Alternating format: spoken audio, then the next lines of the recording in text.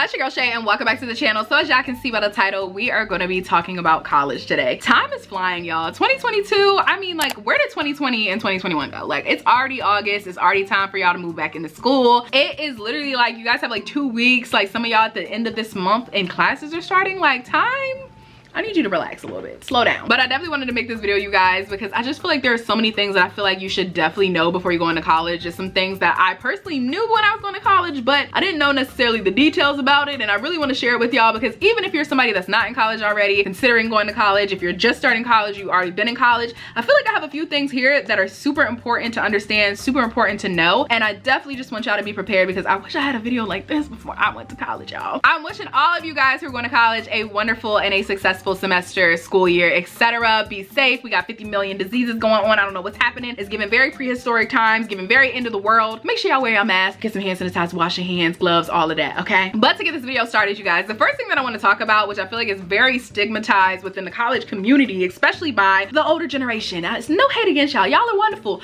Y'all give the knowledge, y'all whatever, but y'all be saying some stuff and I be like, why is this, why are we doing this? Gap years, you guys, gap years. If you're not familiar with what a gap year is, it's literally what it sounds like. It's literally a year in between those 4 consecutive years that they're expecting for you to do. Now, gap years are one of those things I feel like that are stigmatized because people will always tell you like, oh my God, if you do a gap year, you're not gonna go back to school. You're gonna sit up here and you're gonna make that money and you're gonna like get used to not going to class. And you're gonna be like, no, I don't wanna go back to school no more. And you're not gonna finish. Now, I'm not gonna lie, it happens. Have I seen it happen? I have seen it happen, but it doesn't happen to everybody. And I wish people stop having that stigma around gap years. Honestly, college is no joke, y'all. When I say like college will take a mental toll on you, a physical toll on you, I'm not gonna sugarcoat anything. When I tell you I was going through it in college, I literally was like, if I don't graduate this year, I'm not finishing. I'm so sick of this stuff. But that is why I feel like gap years are important, or just taking time off in general are important. Even if you don't take an entire year off, even if you take a semester off, the mental like relaxation and just the need for it that you will experience is probably gonna do you more well than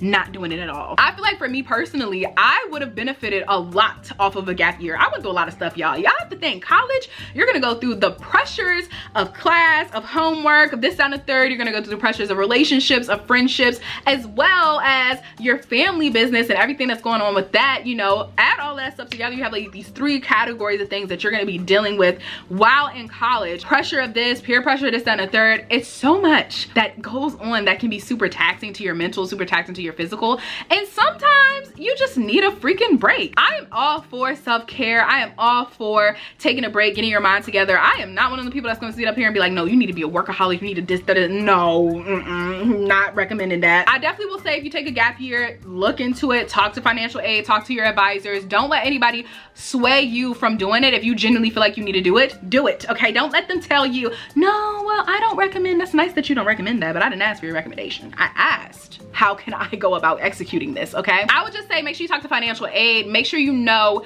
your, aspects of financials to make sure that you taking a year off is not gonna negatively affect you and then all of a sudden you're owing this money or you're losing grants or scholarships or something of that nature. Like, really look into it to make sure that it is okay on your end, that you're not, messing yourself over. And make sure y'all write down names. I'm not gonna sit up here and say administration, don't be administrating, but make sure y'all write down names of who said what, have a paper trail, emails, etc., etc. Don't do everything word by mouth because the way that these people will screw you over, I've been there, okay? I've been there. Now, since we're on the topic of financials, let's get into the next little category, which is talking about grants, loans, and scholarships. For me, I definitely feel like I had an idea what this stuff was, but I'm not gonna sit up here and lie and act like I did not know the details of this stuff at all, y'all. I knew I was gonna owe some money. I feel like everybody knows you go to college, you're gonna owe some thousands of something dollars, maybe hundreds of thousands, tens of thousands. You're gonna owe some type of money, but I feel like we don't necessarily get the inside scoop into what is a grant, what is a loan, what is interest, what is a scholarship, how do you get these types of things and where they're coming from. So to get into the big boy, okay, the number one thing that majority of people, if not 99% of people who go to college have, loans, okay? Loans are money that is lended to you by a lender that you have to, I'm gonna say that again, have to pay back. You gotta pay it back. You ain't got no choice. This is not a like, here you go, sis, we cool, you can have it. No, there, here you go, sis, and I'm gonna add some extra money on top of it and you need to pay me back. Loans, I feel like, are what 99% of people have, unless you got a Benjamin tree in the back where you got hundreds that's coming out every hour on the hour and you just good like that. You gonna have some loans, okay, going to college. The one thing I think about loans, I wasn't necessarily surprised about the concept of loans. I was more so surprised about the concept of interest on a loan. If you didn't know what interest is, it's basically extra money they put on your loan for you to pay back, because you are a new, I guess in a sense, customer or lender. You know, you don't really have any credit going out of high school into college. So they're like, okay, let's protect myself. I'm going, you know, okay, I'll give you this money, but at the same time, I'm gonna add some extra money on top of that to save my butt, that you got to pay back on top of the money that I already lended you. Ain't that crazy? So say for instance, right, you have like a $5,000 loan, and the person that you lended it from, they say, hey, I'm gonna give you 5% interest on this loan. Take that loan, so 5,000 times that 5% and divide it by 365 days in a year, you're gonna be like 68 cents a day on that loan that you have. So just do the math and see how much a year you're incurring on like loans as well as interest on that loan. So in the end, you might have like, okay, $20,000 worth of loans, but because of the interest that is incurred on your loan every single year, depending on how long it takes for you to pay that loan off, you can end up paying more like $50,000 for your student loan. So $10,000 worth of money that didn't go towards your schooling. I thought this was so crazy when I first found this out, because this was nothing that was ever explained to me. I knew you had loans. I feel like the money aspect wasn't necessarily explained, because you have like FAFSA and you have stuff like that that your parents honestly fill out, not really you. Now, because of loans and the fact that loans are something that you have to pay back, I 100% recommend everybody needs to look into grants and needs to look into scholarships. Grants and scholarships are money that is given to you that you typically do not have to pay back. And I'm gonna say typically, because there are stipulations behind grants and behind scholarships. Grants are those money that it comes from like the federal government. It may come from an organization. It may come from,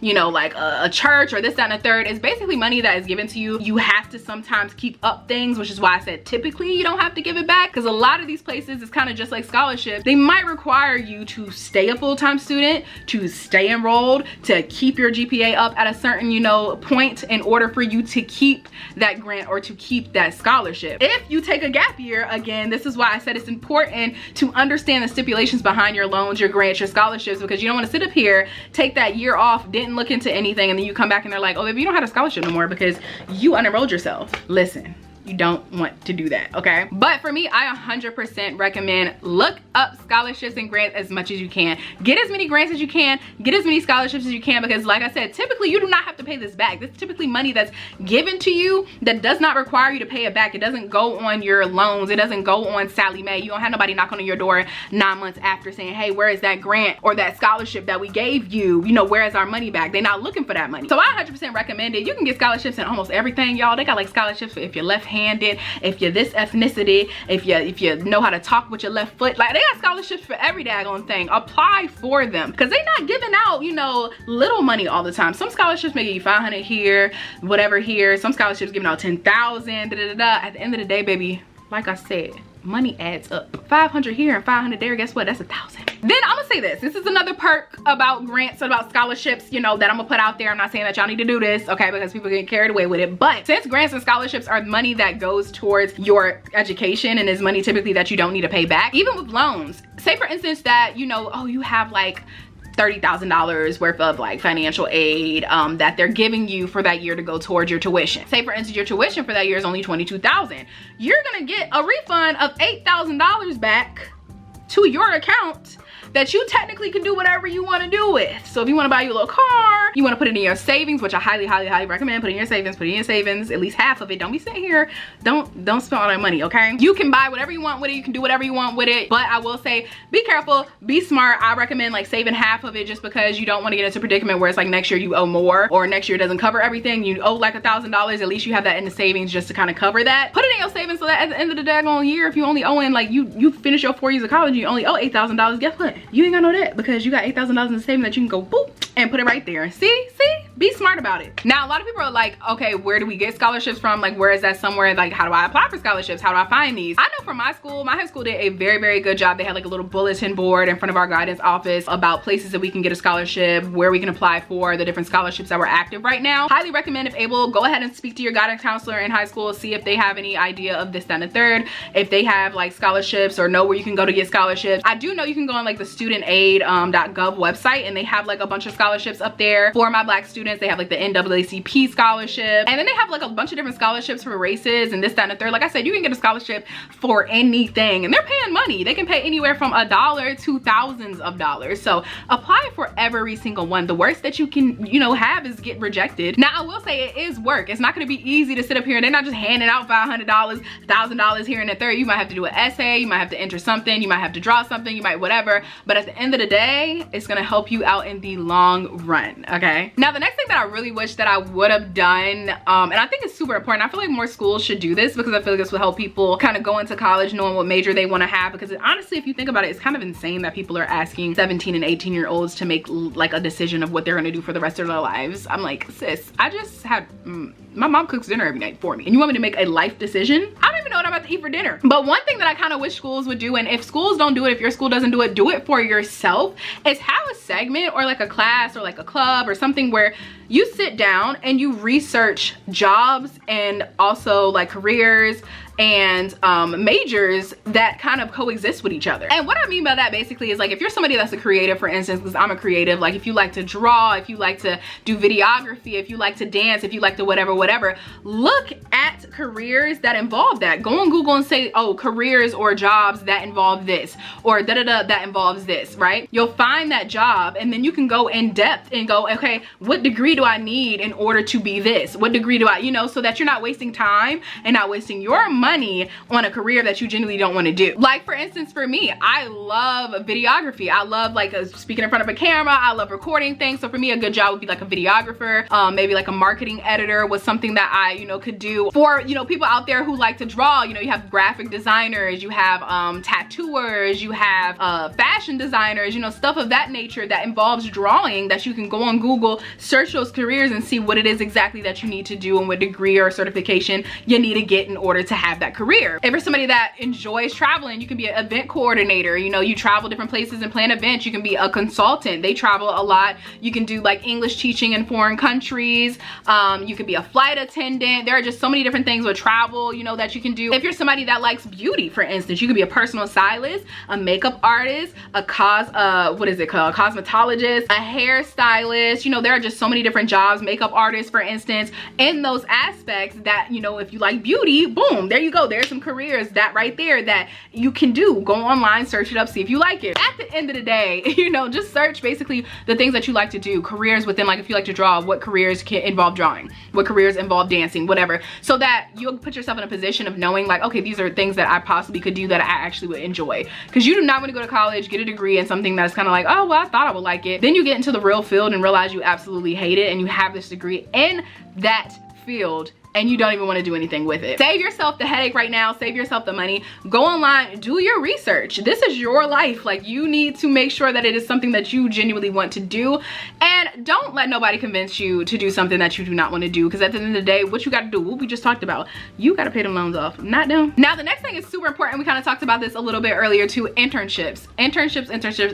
Get you an internship. I swear to you, it will help you so much. Being in the real world now, honestly, experience and certifications are like A1 right now to like securing a job. When I tell you like right now, and I don't know what it is about a degree, especially a bachelor's degree. I mean, maybe it's the pandemic that's affecting everything. When I tell you, I feel like my bachelor's degree holds absolutely no weight. Me, I haven't really been able to secure a job that's actually requiring a bachelor's degree. Majority of the jobs that I've been able to secure are jobs that are like not even requiring an associate's, like literally requiring like a high school diploma. And you would sit up here and think like, oh, like my bachelor's degree is gonna hold some weight. Like my bachelor's degree is gonna get me into a job that's like paying a little bit more than maybe those who didn't go to college or whatever, which it can. It all depends on your experience in them certifications. My school was super good at internships, super great at like giving you internships. I just had a lot going on, so I couldn't necessarily take advantage of it. Definitely recommend talking to your advisors, talking to those professors, you know, just to see if they know about internships and where you can get internships at, because there are so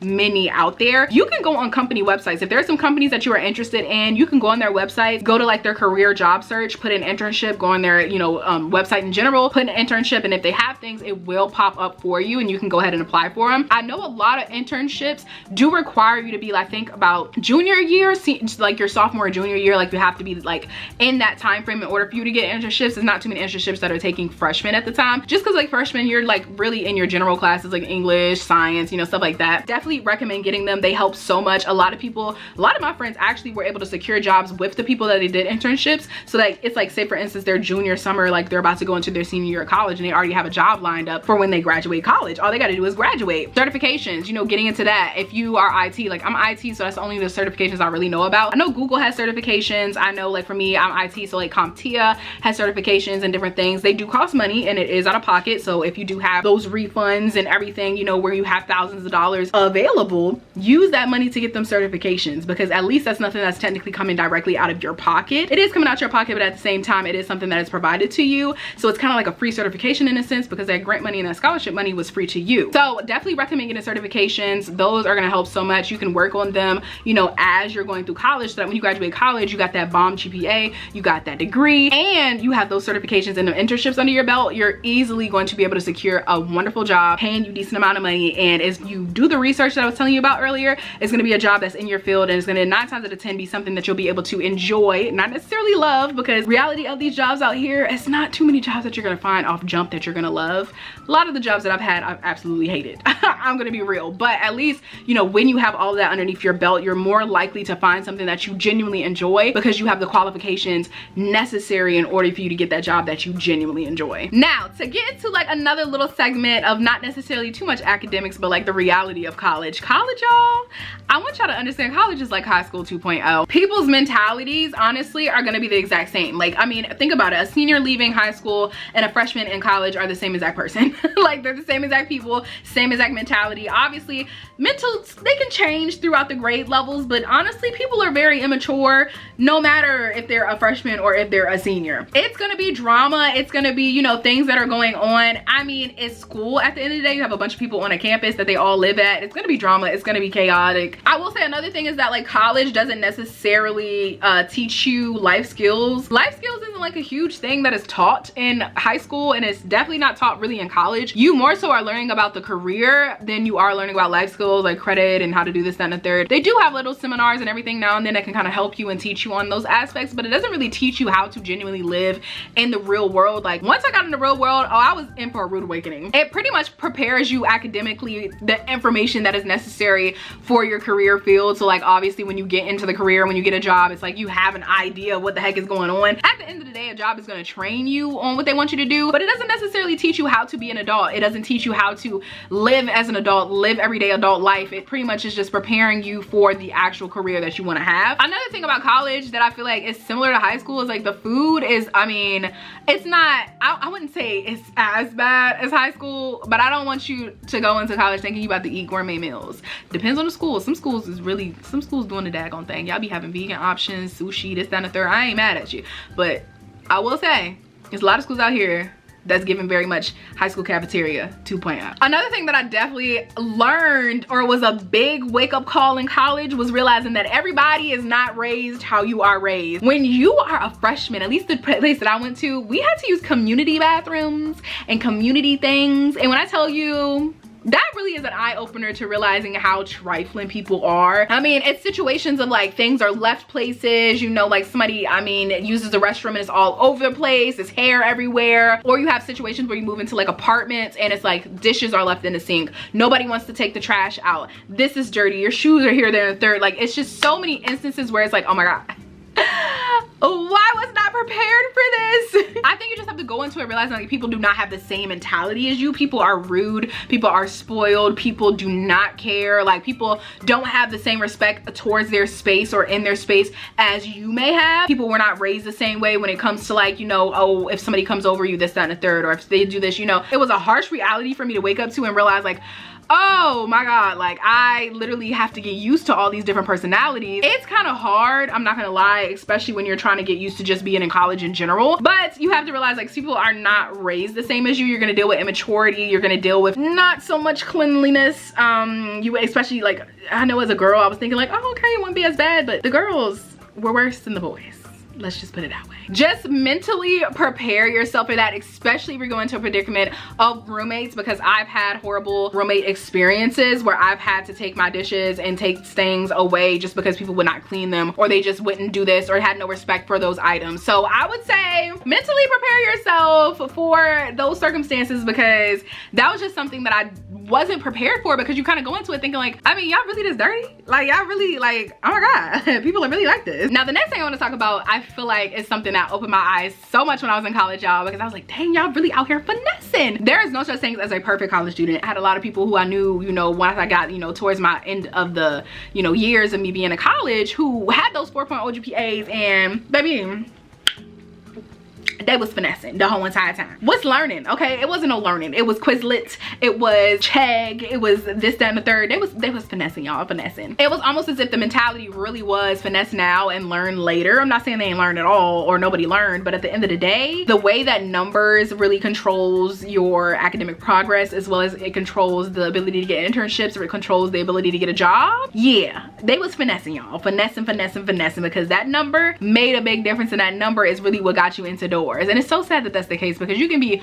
really, really smart as a person, and there's a couple of classes that mess you up and it'll mess your GPA up, and then it just makes you as overall just kind of look, you know, eh. But at the end of the day, it's not a perfect student, y'all. Y'all can go on these, you know, YouTubes and see these like routines of people who get up at 5 a.m. and do this, that, and the third, and are able to go here and run there. That right there, you know, like that's their routine, but it doesn't necessarily have to be yours, because that's 99% of the time not a true and like, you know, realistic college routine of an everyday person. You're lucky if I get out the bed and put proper clothing on, because the way that me and sweats were best friends in college, yeah, you better be lucky. Then the last thing that I want to talk about, because this is getting longer than I wanted it to be, was college is what you make it, honestly. Like a lot of people, I feel like, enjoy college overall. There are people who are like, oh, I didn't have a good college experience, da da da da. But college is genuinely what you make it. Everybody's experience is going to be different, because we're all individuals. We're all gonna have our individual experiences. We all have our own personal likes. Make it fun. Join an organization if that's something that you're interested in, if you're social. Go out and do things, go to parties. My thing is this, you are paying thousands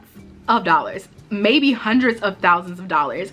Make it worthwhile, okay? Because you have to pay it back. So you might as well have fun with it. You might as well make it worthwhile. You might as well, you know, continuously focus on your academics, but at the same time, like, do those things that are fun. Do those things that make you happy. Do those things that is gonna make that experience a one heck of an experience, because baby, you paying $1,000 for it, okay? But I hope you guys enjoyed this little part 1 of this video. This is so much longer than it is, and I knew I was probably gonna have to make it part 2, because, you know, I just wanna give y'all them good details. Like, this is some of the stuff that I just feel like is so necessary to know, because it was stuff that I didn't even know, and I wasn't even aware of when I, you know, went to college. But part 2 is gonna be fun, because part 2 is gonna be like more of the socializing aspect, roommates, partying, relationships, things of that nature, like the nitty-gritty in terms of like the genuine experience of being a college student. So if y'all want to see that, make sure y'all stick around for part 2. I will put it up above so you guys are able to just go ahead and click on it and go over there. Thank you guys for watching. Love you guys so much. Follow me on my social media. All the links are down below. Like, comment, subscribe, and I will see you guys in part 2.